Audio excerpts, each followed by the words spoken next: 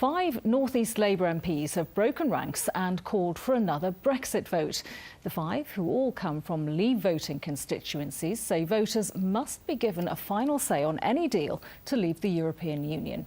They're calling it the People's Vote, but critics say it's an attempt to reverse the referendum result. Here's our political editor, Richard Moss. Remember this? How could you forget? 2016 and Sunderland, the North East, and then the UK votes to leave the European Union. And that was despite warnings about the risk to the region's economy from a Conservative PM, but also this man, Sedgefield's Phil Wilson, one of 5 North East Labour MPs who now want the public to get a new vote. Deal or no deal, and what Brexit has to offer.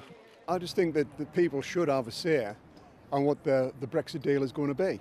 There's a lot more facts that have come out since the referendum 2 years ago, and I think people need to see those facts. They need to know what the deal is, do they agree with the deal or not, and have the final say on this. I think it's pretty straightforward. All 5 of the MPs who've called for this People's Vote have constituencies where Leave clearly won the day in 2016. As well as Phil Wilson, there's Newcastle North's Catherine McKinnell, Paul Williams from Stockton South, Wearside MP Bridget Phillipson, and Redcar's Anna Turley. But they're convinced they're acting in the interests of their constituents. Every single bit of evidence shows that the impact of Brexit on the North East, of the Brexit the government are negotiating, is going to be deeply, deeply damaging to our chemical industry, to companies like Nissan and Hitachi, to our manufacturing base. There's real damage, and every bit of evidence from the government suggests so for the North East. So I want people who didn't vote to make themselves worse off, didn't vote to lose jobs to this region, didn't vote to damage the economy, to have the final say on whether or not they want to proceed in this way. But what about those voters? Now, we've come just a few hundred yards away from Anna Turley's office to Redcar High Street. 2/3 of people here voted to leave in the 2016 referendum. The question is, have they got an appetite for another vote?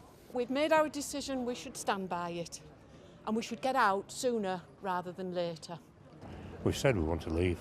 Let's leave. What was the point of the original vote if we're not going to accept the deal? I mean, whether you think it's right or wrong, you know, we voted and people voted the way they did, so, you know, we sort of stuck with it, I'd have thought. I don't think they should have another vote, personally. Another vote? No, we want to get out. So the local tide doesn't appear to be running in favour of Redcar's MP, and her Conservative neighbour isn't surprised. It seems absolutely and totally wrong to me that Labour MPs are telling their own voters that they don't know what they were doing and that they need to think again. That sticks in my throat, and I think it'll stick in the throats of thousands of people across Teesside.